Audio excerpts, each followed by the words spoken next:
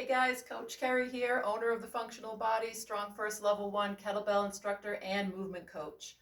I had an idea today because a lot of times my students, new people, will come in and they'll be like, hey Kerry, I want to learn how to swing a kettlebell like you do, or I want to deadlift like you do.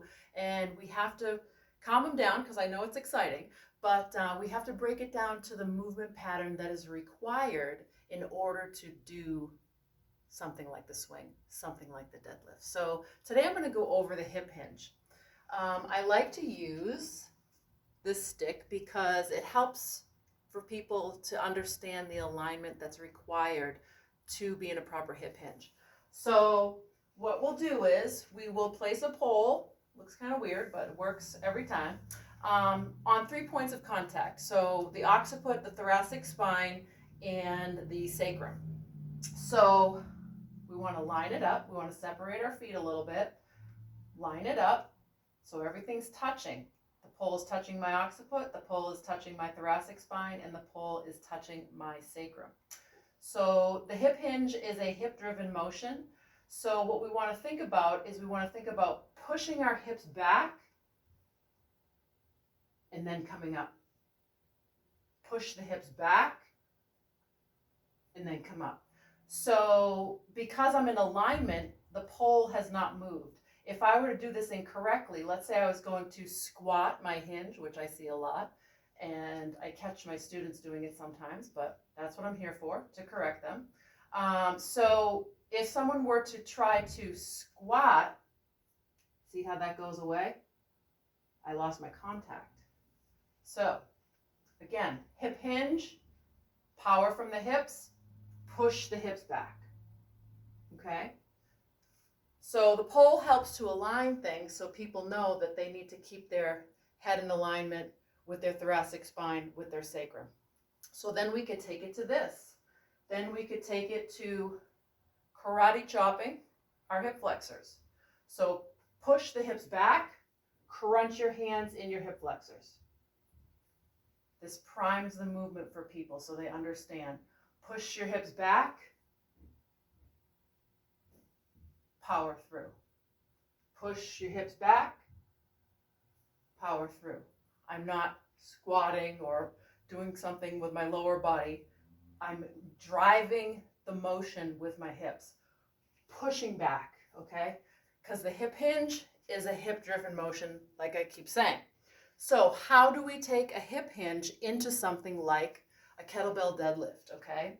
So when a student progresses and learns the hip hinge and their body mechanics are there, then we integrate the kettlebell deadlift. We'll start with something light. I may even elevate the bell just to get them into the proper patterning. But once we get there and we can approach our bell the right way, so in a kettlebell deadlift, we align the bell with our hips, and I'll do other videos about that, but I always want a proper setup every time.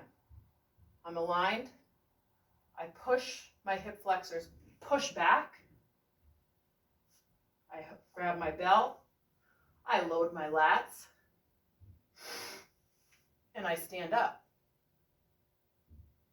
I hinge back, reload, stand up to a tall plank here. I hinge back to set my bell down. See how that works? This motion, the hip hinge, okay? Now, if we want to take that into a kettlebell swing, what we would do is same thing. Approach our bell properly, always. Approach, approach. We hip hinge.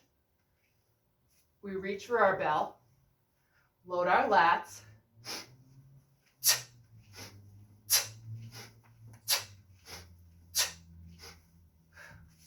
See, it's a hip-driven ballistic motion, right? The power of a kettlebell swing comes from the hips.